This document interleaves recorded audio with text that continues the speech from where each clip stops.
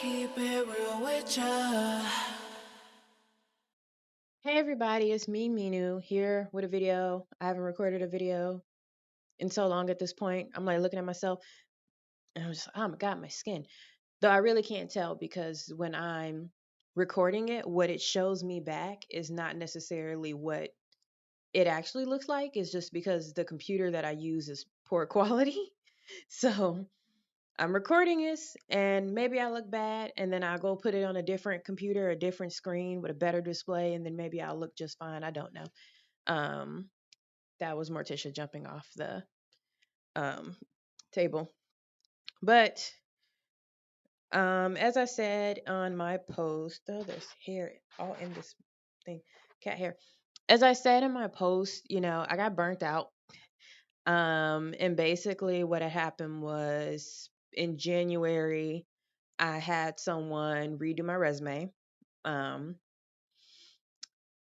and when they redid my resume, it caused me to get like a shit ton of interviews.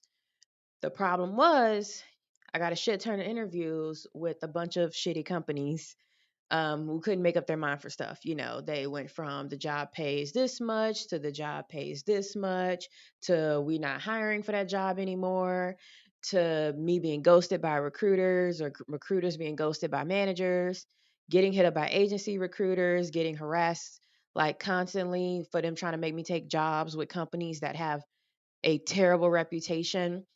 Um, Morticia's playing with a plastic bag now. So I was going through this process where interviewing is already stressful, but I was doing some multiple interviews. Like sometimes I was doing 2 interviews a day, and it was just so much effort to put into interviewing with people, having to put on a certain voice and act a certain way, dress a certain way if they were demanding you be on camera and then be ghosted by them, or you finally do talk to a manager and then the manager tells you they don't believe in work life balance and everyone's stressed and we all work weekends here. Thanks for telling me in the interview, but I wasted more time. Um, and so it's like constant nonsense like that. I even had like there's been situations where I was like, I don't even know if I even want this job anymore. Why am I still going through with the interviews? There were jobs that I did want, but then when I talked to them and they were like, "Yeah, I know you said you want to work remote, but we're going to need you to come into the office for at least 2 months." And I'm just like, "The fuck, that's not remote then." And they'll be like, "I don't think it's going to be as big of a deal as you think it is." I'm like, "I need you to assure me it'll be remote." And they'll be like, "We can't do that. We're too busy for you to be remote. Plus you can drive in." I'm like, "No, no, I'm not. I'm not doing that. I don't care if it's in the city. I don't want to go into the office." That's like my line that I won't cross for anybody. Another line that I won't cross is video interviews. I've done one before. It was incredibly dehumanizing. It made me very upset. I sent it off and I never heard back from anyone ever again. Not even a rejection email, not even an automated robot came back and told me that I didn't get the job. That was a lot of the stress for me, a lot of the back and forth, a lot of me researching job descriptions, researching the role, researching the company, doing interview prep, doing everything I can to be as prepared as possible for these interviews, only for them to either go south, you know, or for me to just get ghosted. I even had one guy where I had made it to 2 interviews, and I made it to this guy, and he was just like, 50-50 chance you'll even hear back from us. I was like, damn, I can't even hear back that I was rejected, like, and he was telling me in the call that, like, yeah, no, you're not what we want. But then it was like, but what did you want? Because, like, every other week, as I was going through interviewing with this one company, they kept changing the job. So when I interviewed, he was like, "We don't really know what we're gonna do with this job right now." But then after at the end of the interview, he was like, "You're not what we want," and I was just like, "But what do you want? You don't know what you want." So I dodged some bullets, but hello, Sadie. Sadie's giving me that look like she wants to get on my lap. But yeah, it was just very, very stressful, and overwhelming. Like, as you can imagine, an interview could be anywhere from 15 minutes to 45 minutes. So doing 2 a day with different companies was a lot. Also, there was a lot of companies now. They've been pushed back throughout COVID, but now I think they're starting to get bold again, where they're just like, Yeah, you're going to do 6 interviews, or yeah, you're going to do a 2.5 hour panel interview. Yeah, you're going to do blitz interviews where it's going to be 30 minutes, 30 minutes, 30 minutes right after one after another. Um, or you're going to interview with the hiring manager, then a team member, then another team member, then some person that works in the same department as you, then an employee, then the director, and then the head of the department, and like all that stuff. And I was just like, why? And then there was some jobs where I could tell that the job was going to be one of those, somebody to call them like shit shoveling jobs, like where literally your whole job is just to clean up the mess of an incompetent department. And I didn't want to do that either because that's also very stressful. Um, so it was just a lot of nonsense and it was just very stressed out. And my friend who did my resume was like, well, none of that will matter once you get the job, though. That's why you got to keep pushing. That's why you got to apply to, they say apply to hundreds of jobs a week and see what comes back and da da da da. And it was just way too much. And also a thing that I got annoyed with, and then I'm gonna get off interviews, but a thing that I got annoyed with was when I would talk to certain white women, I could tell that they did not take me seriously or value me. I've had white women try to talk me out of pay. So try to convince me that I'm not good enough to get like the higher end of a salary range, that I should shoot for the lower end of the salary range, and then argue me down when I tell them that I want to shoot for the higher end. Um, I've had women, white women try to talk me out of jobs, being like, well, do you even really want to do this? Because I have a great relationship with the manager, and I don't want to, put you in front of them. If I say that you're going to go, that you're going to go in front of them if I say so. So I don't want to put you in front of them if you're not really going to be that good at it or you don't really want to do it and make me feel like I didn't want the job. You know what I mean? And it's just kind of frustrating, especially with my skill set. I'm kind of in a niche area, and it's for me, I feel like it was a hit to my pride because I trained someone on the exact jobs that I'm applying to, and that person was able to get like 4 offers. And they're also a black woman. So for me to have that same skill set to where I train that person to get that skill set and then have these white women try to talk me out of it was very talk me out of even applying or talk me out of asking for what I'm worth or what the role is worth was very demoralizing as well. Um, because I'm shooting for a much higher salary because if the person I trained could get a 6-figure job, I should be able to get a 6-figure job. But everybody's coming to me for like these low paying, high stress roles, and it's just frustrating for me. Um, So yeah, so that's why I eventually got burnt out. I eventually didn't care about anything at all. I didn't care about my current job. I didn't care about interviewing anymore. I kept pushing because my friend kept pushing me. And my therapist told me, she was like, you're getting burnt out. And I literally had moments where my body shut down on me to where I just kind of sank to the floor and I couldn't move for 2 hours. Um, and then after those 2 hours, when I could move again, I was like right back to work. I didn't listen to my body and I just kept pushing and pushing and pushing until I started having panic attacks or anxiety attacks. I'm not really sure which one. Um, and I just everything just kind of like just dropped. And my therapist was like, "Well, now you're actually in the burnout." And I was like, "Yeah, I see." Um, so I went and I canceled my remaining interviews. I withdrew my application from the other jobs that I had applied to. I had already stopped applying to jobs, but I was still trying to go through with the jobs that I had applied to. I withdrew my applications.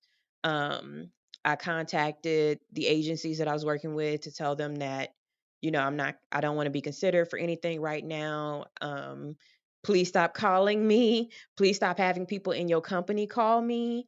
I don't like getting random phone calls from unknown numbers in the middle of the day or even in the evening. That makes me very nervous. That's why my phone is always on silent. Um, I'm still getting those messages. So it's very stressful. So, yep, that's the burnout section. The next section that I want to update you guys on was I had my intake, my assessment, and then gotten my results for being assessed for autism. And before I tell you what happened from there, I wanted to tell you guys about the way I went about it, because I've been on the autism Reddits and I read a lot about people who self diagnose because of mistreatment in the medical field, misunderstandings, but then also things like money, and also things like the wait list is long, the psychologist disrespects you, people saying that, I'm never going to get a diagnosis because my parent doesn't want to give an interview, like all of this stuff. And I'm talking about specifically adults. And I will say, after what I've gone through and what I've read, and again, this is me coming from last year. I didn't know what autism was. I knew it was a thing. I had no idea what it was. Um, but with a lot of things, I am very much geared towards formal diagnosis. But understanding the process and going through the process to get assessed, I understand now why it's just not feasible for a lot of people. So I want to say that because I am speaking from a place of privilege, and I'm going to explain to you what those privileges are and how I was able to go through this process as somebody who doesn't have, you know, any of the type of support that the people that I've read about had, less support than the people who I read about had. So one of the first things is cost. I had been saving up money to go to Japan. That's where the money came from to pay for the assessment. I was very lucky that the place that I went to, um, and this place was far away. It was like an hour drive away from me. The place that I went to, they were gonna charge. I think they said anywhere from like, it could be as low as $40 to as high as $4,000, depending on how long the assessment actually took. Mine's originally, they came back and told me it was going to be $140 with my insurance.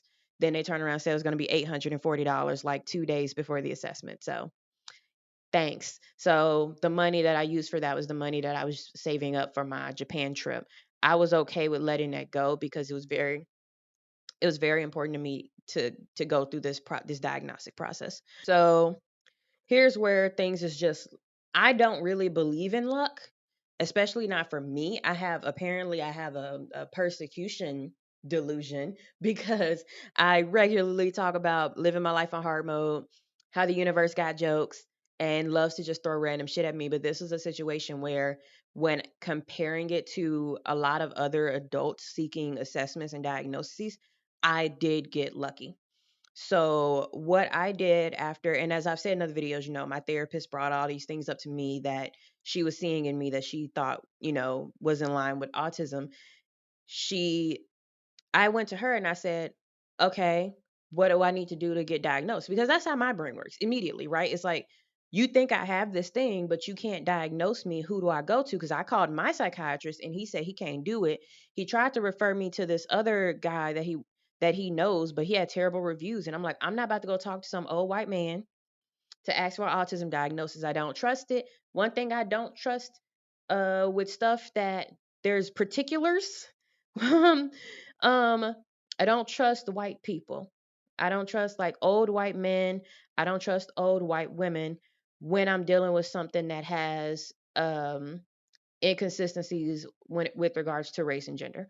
I don't even like my current gynecologist. I just see her because she gives me the birth control. You know what I mean? But it's very much like, you can tell when you're working with somebody, when you have an issue that can vary based on gender and race. Working with old white people, men or women, can be a problem. So anyway, so I went to my therapist and I was like, I don't trust the person that my psychiatrist is trying to connect me with. I need you to help me out. So my therapist goes to her therapy group. So she's in all these different groups on social media where therapists work together to help each other out. And she posted saying, hey, I have a client who I think might be autistic. I need to get them diagnosed. What do you guys recommend? And so that was the week that I told her. I come back the next week. I'm like, tell me you got something. Because I was going to stay on her about it, because my therapist was like, whenever you find someone, it could take 6 months to a year just to get the assessment. So I was moving on her real quick. And she showed me the results that people gave. And someone said that the location that they had worked with just got a new psychologist who does autism diagnostic assessments. and they don't have a wait because that person literally just started like a couple months ago. So they were like, tell your client to get in as soon as possible. I wasted no time. The very next day when they opened, I called them and I said, I need to get in to see this person. And they were shocked. Like the front office person was shocked that I even knew that person was there because they hadn't even updated their website yet to show that they had a psychologist that was doing autism assessments. So literally, I was able to, after calling them, get in 2 days later to do the intake with this psychologist. The psychologist was a white woman, but I felt that them having graduated recently, like in the past couple years, they would have more access to more up to date information and research on how autism presents in people of different races and genders. So I was optimistic speaking to them. And before I went in, I had to fill out a shit ton of paperwork online to, like, speed up the process. And within that paperwork was things asking about my family history, things saying, please get your parent or your sibling to fill out this section. And I literally wrote in that section over and over again, NA, NA, NA. And then they were like, in the other section, I wrote, am not in contact with family. And that's what I wrote. So and then everything else, I just did it to the best of my ability. I was like, this is how old my mother was when I was born. As far as I know, there were no complications with my birth or my development. But I'm not in contact with my family, so I can't. They can't speak to this. They can't. You can't interview them. I can't do any of that. And that's literally what I filled out on those forms, and I kept it moving. And when I got in to speak to the psychologist, I let them know, like, hey, when I filled out those forms, I could not get a family member to write out anything about my development because I'm not in contact with them, and I'm not willing to break my no contact for them to fill this out because honestly, they'll probably just disrespect me anyway. And this is coming from, and I let them know, like, this is coming from trauma. This is coming from dysfunctional family. Hello, Sadie. Okay. I love you. I love you. Mwah, How many forehead kisses you want? That's enough? Okay. But I was like, I know my family.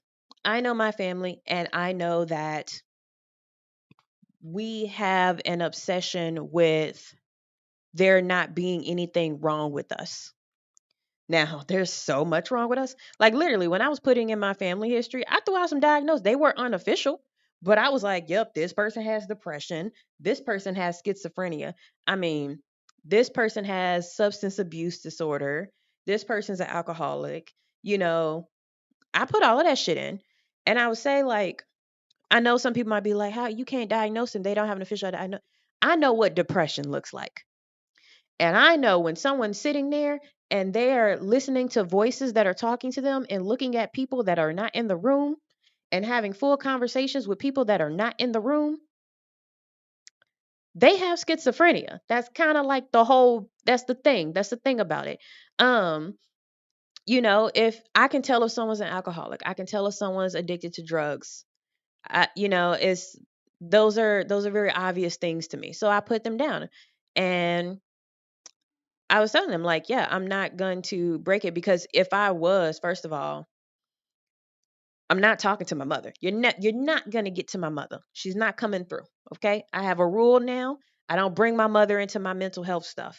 Mental health stuff, that is me. That is my safe area. I don't bring her into that because she's going to come in and she's going to shit on the floor and she's going to walk out. Figuratively, not literally. So then the only other person would have to be my sister, and my sister would likely try to downplay as much as possible because she wouldn't want there to be another thing wrong with me. And it's now hers is it's from a place of love, honestly. There's a lot of stigma, especially in the Black community, for having like all of these diagnoses and stuff like attached to your name and your file. But it's just my family would do me dirty. Like they struggled to acknowledge me having depression when I was literally hospitalized as a teenager for self-harm and ideations and stuff like that. Like they didn't want to acknowledge I was on medication. They didn't want to acknowledge the depression. Like they're not going to do this. So I was just very firm. I was just like, It's not an option. Sorry. And she was like, okay, thank you for telling me. That's we can still continue, and it was fine. I told her about why I came in. I told her about the things that my therapist had pointed out to me. Like I made a video a while back of like, these are signs I'm definitely autistic because I have a lot of sensory issues that I never connected to autism. I have a lot of social communication issues. I have a lot of behavioral things that I would have never connected to autism if my therapist hadn't told me to start researching it. Um, and so I brought up those things up, and she was asking me these things about like, you know, like some behavioral tics, like the rocking or like constantly lifting your glasses up. Like I did that my whole life.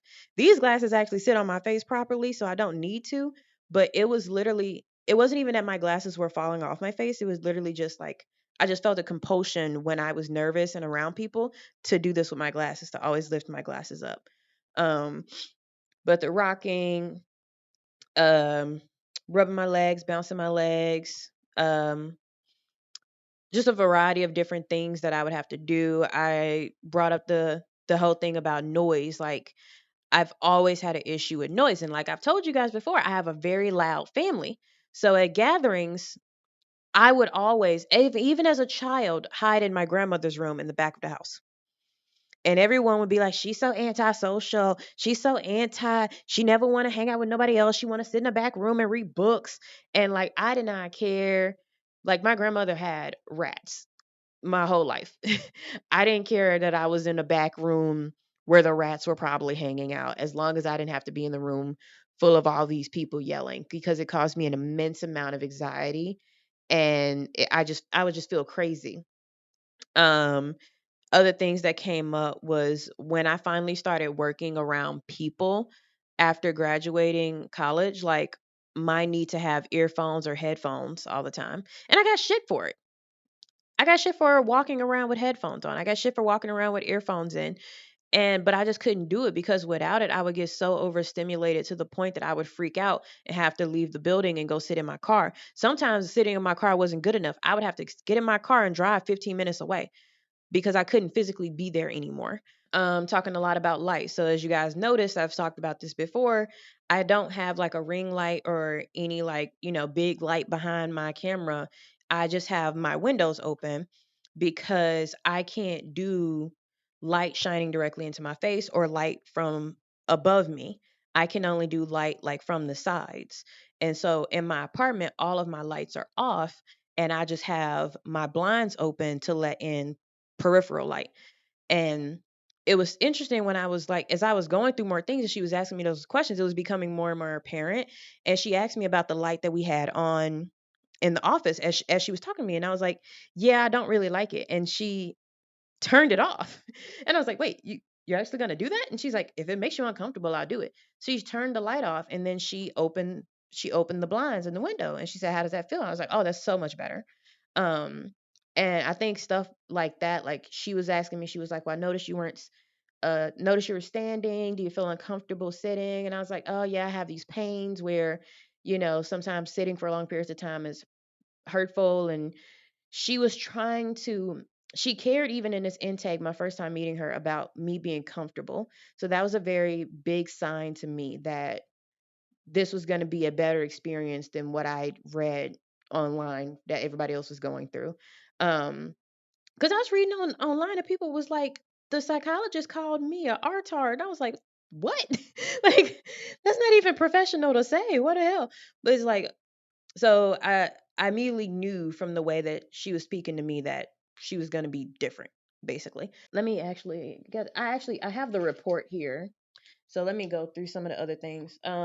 Yeah, so another thing we talked about was my thinking patterns, my difficulty understanding other people's perspectives, my issues with relationships.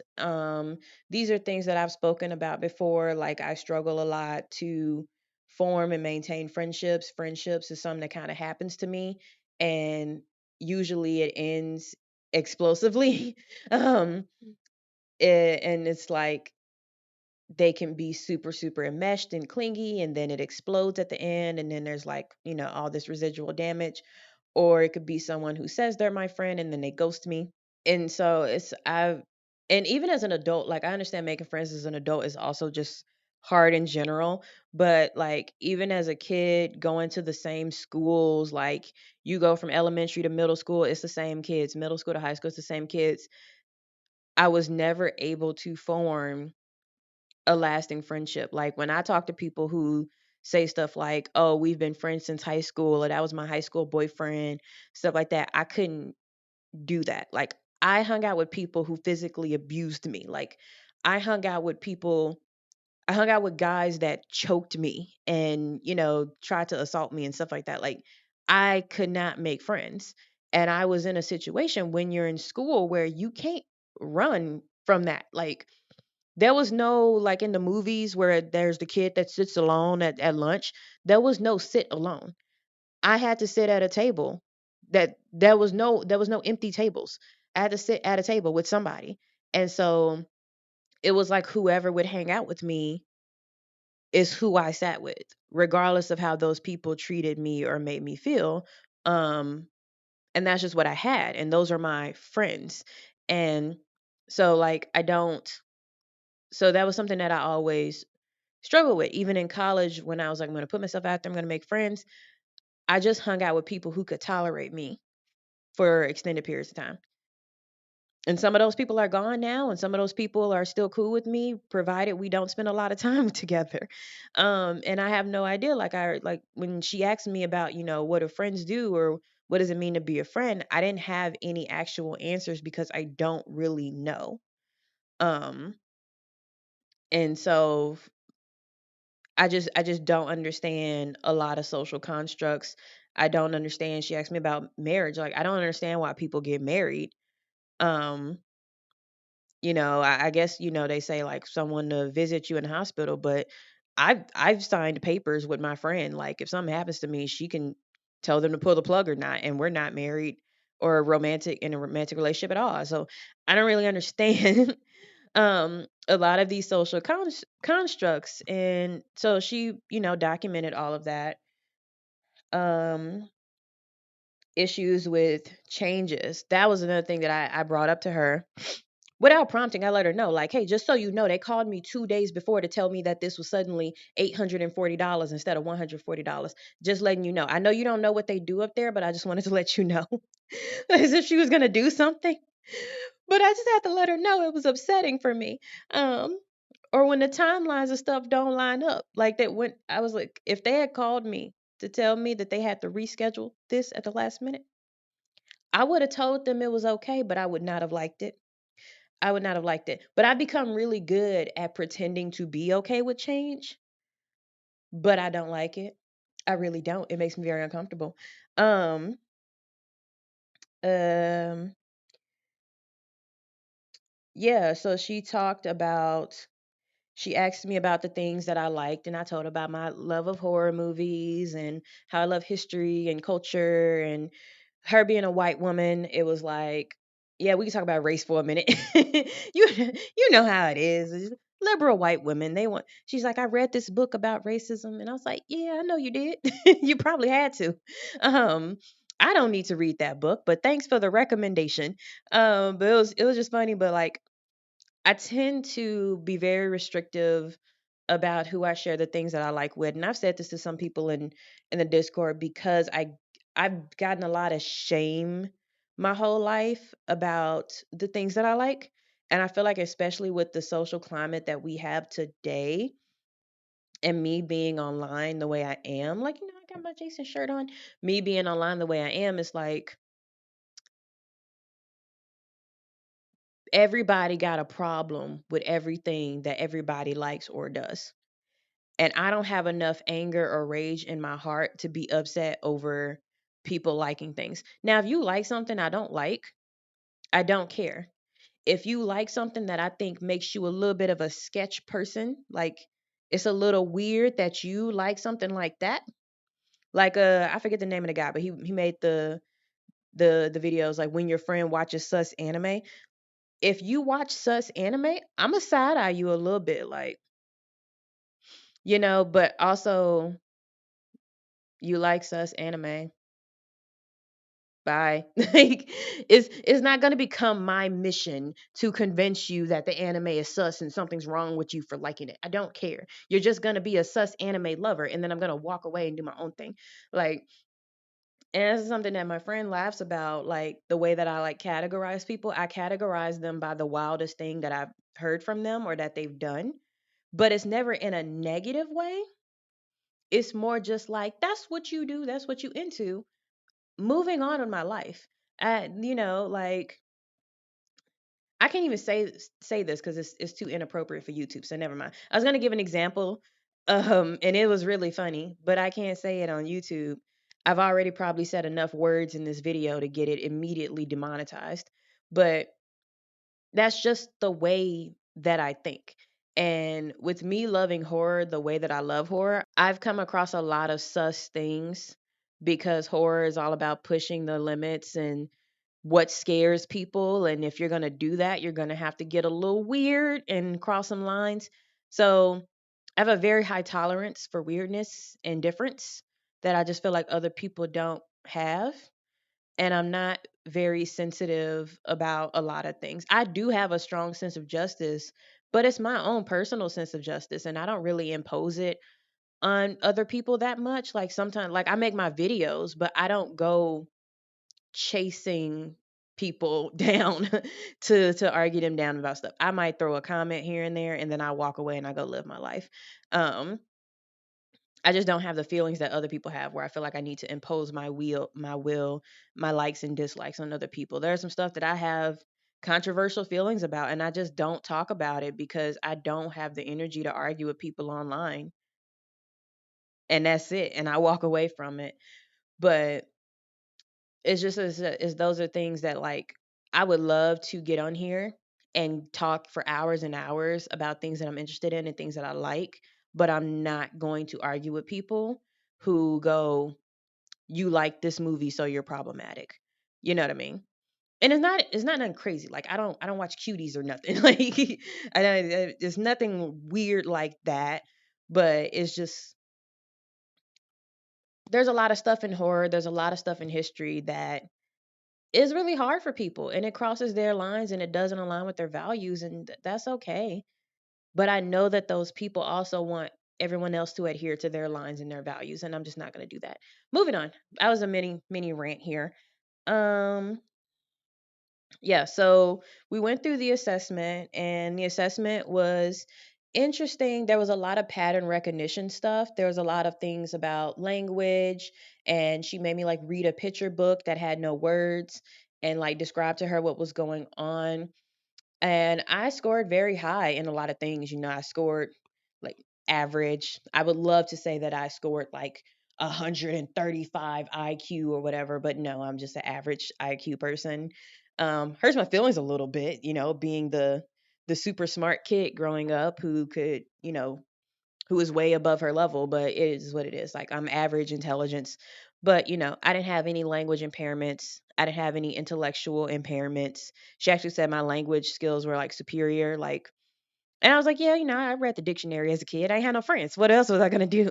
Um, it wasn't until middle school that they let me read actual books. So in elementary, I had to read the damn dictionary. But there was a lot of stuff about pattern recognition, repeating numbers back, writing symbols. The only thing that I seemed to score kind of low in was um, basically she would show me a picture and then give me blocks, and then I would have to like arrange the blocks to match the picture.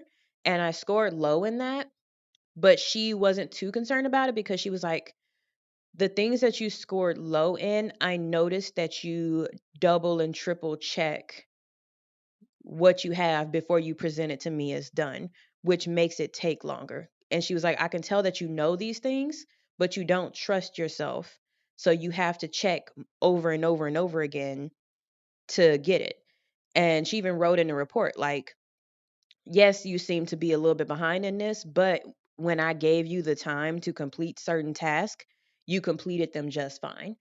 And I feel that in my bones. I feel that in my bones because that's been my experience. So many things in college, like the best things I could do in college was write essays because I had my own time. Where I always fucked up at was when I had to do timed tests. Like you have an hour to do multiple choice tests. I double check my stuff so much that sometimes I would go through and just write stuff to finish it and then try to go and check it again.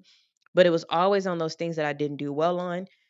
Even with language learning, like adhering to someone else's timeline of when I'm supposed to know things never worked out for me. I was always behind. But if you had given me extra time on certain things that I struggled with, I would get it. And I've recognized that as I study on my own. But there's just a thing about when you're in school, like they expect you to learn things within a certain time frame. And I'm just not that type of person. Um, but that was interesting. She, had conversations with me between the tests. It was kind of nerve wracking because I knew that everything was a part of the test. So even as we were having conversations, it was like, I know you're testing me to see how I respond. So I was very much trying to go with it. Like I didn't study for the test or nothing like that. I was very much trying to go through it, trying to have natural conversations and everything. And it was interesting reading what she said because apparently I talk at people and not to people. Like I don't do back and forward well in conversations.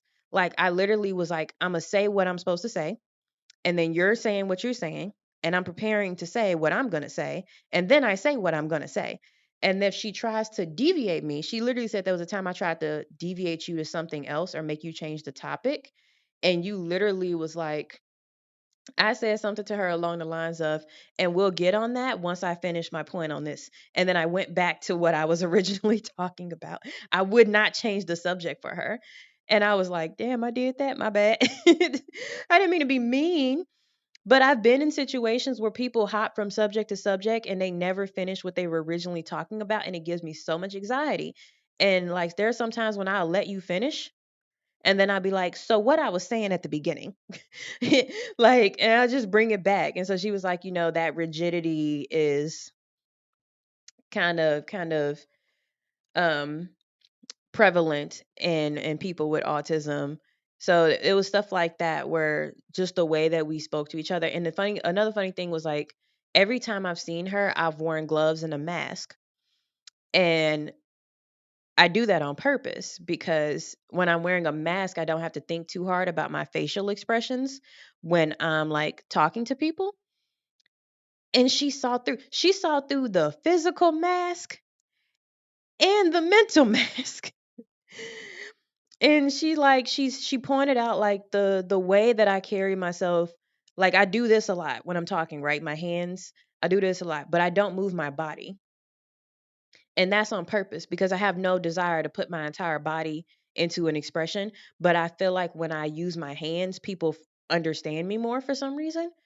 And then she said that I had a limited range of facial expressions, even though I was directing facial expressions at her. I had a limited range of facial expressions.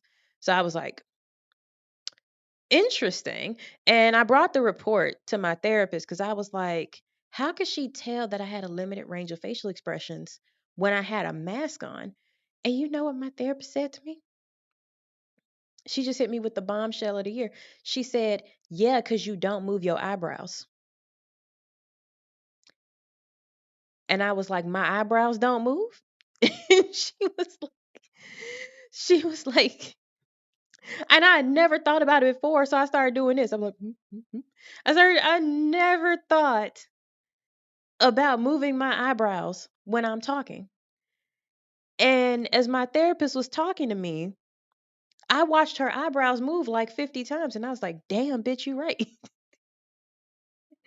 I was because I as I said in the videos before, I work on my intonation, I work on my facial expressions. I very much do direct my facial expressions at people to make sure that they're getting what they need from me in order for them to continue the conversation or for them to feel confident that they can continue the conversation. Because if you're talking to someone and they're giving you a dead face, you might feel like they don't want to talk to you. So I give people like a lively face, and I've feel like I'm overly expressive at this point. I'm overly smiley at this point because I used to get a lot of shit growing up, even up and through college, of people, strangers even, telling me to smile or getting crazy with me because I have a mean mug or I have a resting bitch face.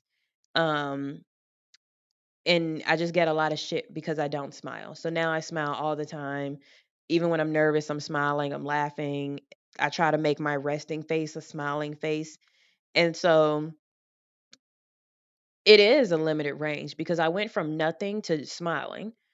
And so I was like, and there would be times as I was talking to the psychologist where she was explaining to me like how my language was, um I had stereotyped language. Like I used words and phrases that she could tell that I had borrowed from other people without fully understanding the meaning of it. And I was like, "Damn, you caught that?" And she was like, "Yeah." um and she was like, "There was some things you said that I could tell that you had heard from your therapist, and so you used those phrases." And I was like, "So what would have been a more natural way to say it?" And I literally did this with my body. And she was like, "I'm not going to tell you because I know that you're just going to take that and start using it." I was like, "That's exactly what I'm going to do." and because it's literally like, I don't always understand why people say the words that they say, but I'll take it. I'll put it in my pocket and I'll pull it out and use it later. And it's literally been what I've done my whole life. And it's the only reason that I'm able to survive in the corporate world, in the HR world. I mean, barely survive in the corporate and HR world because I take the language that people use. Now, I have worked really hard post graduation to not use overly academic language because I know that that can come off very pretentious. So if there's a simpler way to say something, I will try to say it in the most simple way possible. And then other times there's no simpler word, then I just have to use the bigger word. Um but yeah, there's stuff that people say that I have no idea why they say it, and I just take it and I use it. Um, yeah, so that's all I got to say about how those conversations went for now. It might come up later. I have other things to say. My therapist also has to read through the entire report so that she and I can have a conversation about anything that she saw that she thought was important. Another thing that the psychologist said was that she's against masking, and she's like, though we do need it in certain contexts to survive, and I feel like you are very, very good at masking. I, how did she say this? So she diagnosed me with autism as like, oh, look, it literally says right here. Diagnosis: autism spectrum disorder without intellectual or language impairment, requiring support in social communication and restricted repetitive behaviors. She said that if I wasn't so good at masking, she would say requiring substantial report support. So kind of like the difference between 1 and 2 in terms of functionality. Because I'm so good at masking, I am able to, live alone, support myself, have a job, do all those things. But she also told me she could tell that is very distressing for me. Um, and I need help. And I do need help, man. This shit is hard. Um, she also put in a diagnosis of post traumatic stress disorder. I don't know if I've ever been officially diagnosed with that. My therapist, me and my therapist, like, we pretty much accepted that that's a thing. And it's in my files with my therapist, but I don't know if it's ever been an official diagnosis like bipolar disorder or mood disorder or anything like that I've had in the past because my therapist can't diagnose people. But she threw that in there as well, which I think was appreciated because I've read a lot in the autism subreddits about people who say their psychologist told them they couldn't have autism because they had PTSD, or they couldn't have autism because they didn't have any intellectual impairment. And this newer psychologist says, no, you have it. You don't have intellectual impairment. You do have PTSD, but that doesn't mean you don't also have autism. So I really appreciated that from them. And I went to my therapist and I was like, what's next? What do we do? Like, I got it. Now what? And she was like, so we're going to work on unmasking and finding out what the natural you is. And I was like, how you do that? And she was like, we're going to pick a safe person and we're going to do little by little. And so we started talking about things that I do. She said that she could tell that I was still naturally Still very introverted because my therapist, she feels like I don't mask as much with her as I do with others, but still very introverted. But I like people just in very small doses and when I am ready to be around people.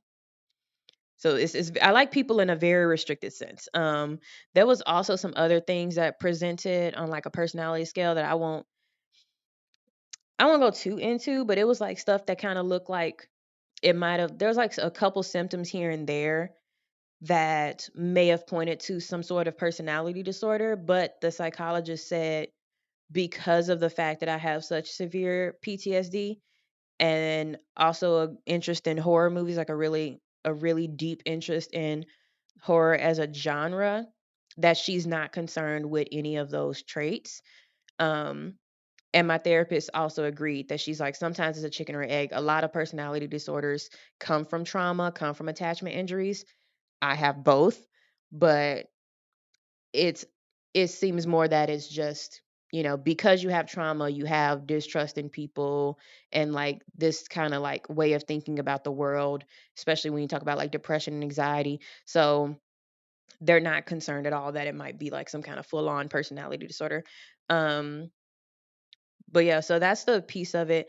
And I'll be working on this whole unmasking thing. Obviously, and my therapist like, obviously we need to mask a little bit, at work and stuff like that to function in society, but you should be able to, at least with your friends, be more natural, be more yourself, and not have to think so much about what to say in a conversation and be able to sit in silence with your friends and not feel like you have to talk or entertain them in any way. Or be able to let your face rest instead of trying to constantly make facial expressions so that other people don't think that you're weird or sad or upset about something, like. And then as you do more of that, getting back to like the true self. Like I've seen like a video, and then I'll let y'all guys go in a minute, where someone was like, showing the different stages of their mask when they're comfortable, the more comfortable they are with a person. So showing how they act when they just met someone, showing how they act when they're kind of comfortable, and then showing how to act when they're completely comfortable, and going from bubbly personality, super smiley, to I'm not even looking at you. And I was like, oh, the dream. I feel so pressured to make eye contact with people, and it just hurts. It hurts my head to stare in your eyes because it throws off my thinking, because I'm focused on looking at your face as opposed to what I'm going to say next. So it does stress me out. She also put in The psychologist also put in the report like some accommodations that she would recommend for me, that so that if I ever was like in the office or something and they were like, you can't wear headphones, Minu, like I have a document saying let her wear headphones.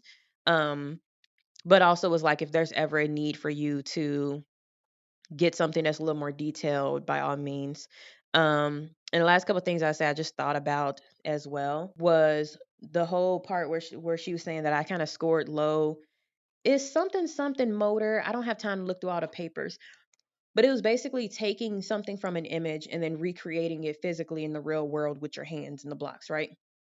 I feel like that also is connected to the struggles that I've had with doing my hair, of like watching someone do something on camera and then recreating it with my own hands. I struggle with that. I was even telling a friend I was playing a video game and the game wanted me to control the car and then also aim and then also shoot at somebody. And I was like, you're asking too much right now. I can't do both. I need some kind of assistance here. Yeah, I'm trying to do a lot of stuff right now, and there's too many things. I can either drive or I can shoot, but I can't do both. And that's like frustrated me because I was like, even with assisted aim, I died so many times. But I do think that that's something that I've spoken about before that I struggle with, and so I think it was interesting that that was my lowest scoring task, was being able to take an image and then recreate that image physically with my hands. Um, it was called motor something, but yeah, I got the diagnosis. Like I said, I was incredibly lucky that I had money saved up.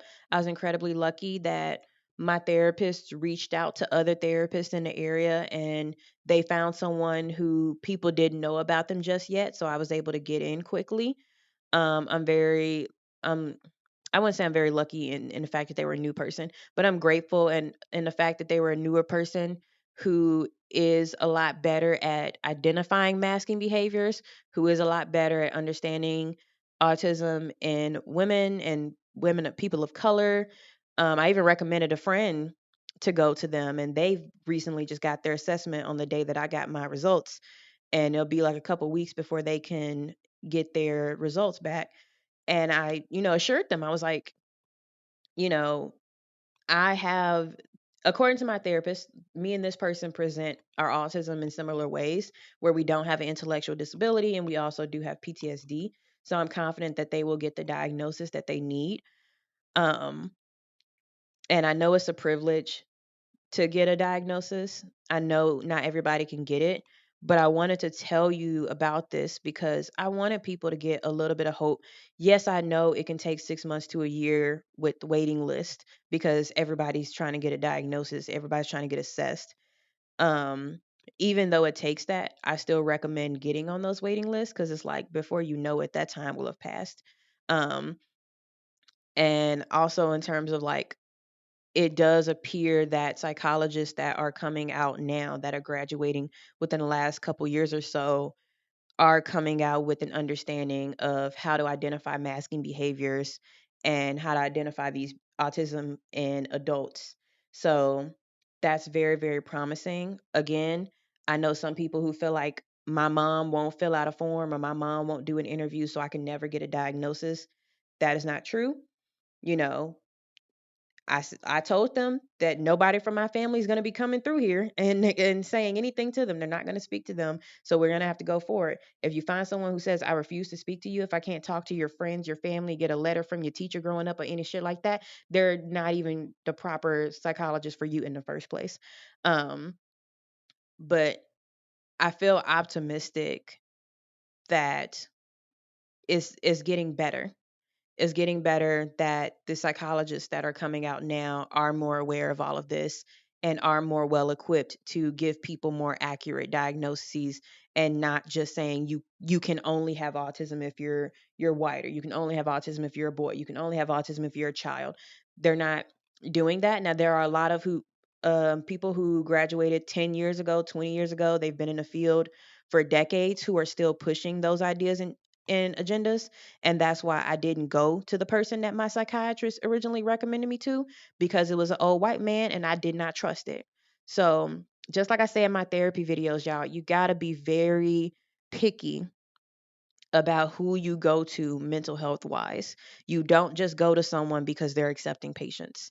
You go to someone because they have the same values as you, that they have the knowledge that you're looking for, the experience that you're looking for, the educational background and training that you're looking for, and then that they have that sensibility, to have a psychologist, give me this diagnosis, identify the fact that I mask really well, identify the fact that this causes me a lot of stress to be this way, and not want to encourage any more masking behaviors, and to encourage me to work towards letting down pieces of that mask.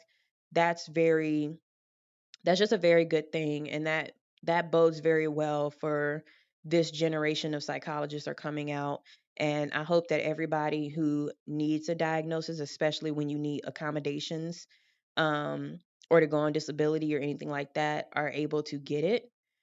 um, but yeah, guys, keep your ear to the ground because it's some good people who are coming out. Like I said, I did have to drive an hour. I did have to drive for an hour to get to this place out in the middle of nowhere in the South. But I'm in the South. I'm in like whatever people say about the South. I'm not even gonna go in there. But it's possible. And I hope everybody who needs it is able to get it. But that's all I want to talk about. Keep you guys for a long time. I'm sorry, but I didn't give you a video last week because I was too burnt out. I was also apparently in hyperfixation mode. Didn't know I had those until now. But I call it going into a hole where nothing in the world matters but the thing that I'm doing, and not even work. So but apparently it's hyperfixation, which is also an autistic thing. So I'm going to be exploring a lot more of this as we go along in the videos and everything like that. But I can officially say it now, and it makes me feel really good. I can claim this. I can put this wherever I need to put it. I told my friends. Those are the only people I told up. So now I'm telling you guys in this video. My family may never know. They may come across the video. I don't know. I don't care. Um, but yeah, thank you guys so much for sitting through this video, listening to me talk about everything that I've been going through. Thank you guys so much for supporting me. Like I said, you can still, donate to me on Coffee. You can join our Discord. I've gotten like new rules in there, and I've added new channels in there for us to talk about things like movies and TV and um chronic health stuff and all types of fun things where you could just go and just be yourself and talk to everybody. Introduction, so you now know who everybody is in the group. So I'm very excited about the thriving of the Discord server. You can also follow me on Instagram where I'm sharing pictures of cats and delicious gluten-free foods if that's something that you're into. Again, I don't know how Instagram works, so you just gonna get pictures of stuff. you know, um, but yeah, like I said, I appreciate everybody who supports me by watching the videos, by donating on Coffee, um, and sending me messages of support in my DMs, in my comments on Discord and all that stuff. It really, really means a lot for what I'm doing here. So thank you guys. Take care of yourself. Drink your water, eat your food, take your naps, love on yourself because no one's gonna do it for you. And I will see you next Sunday. Bye.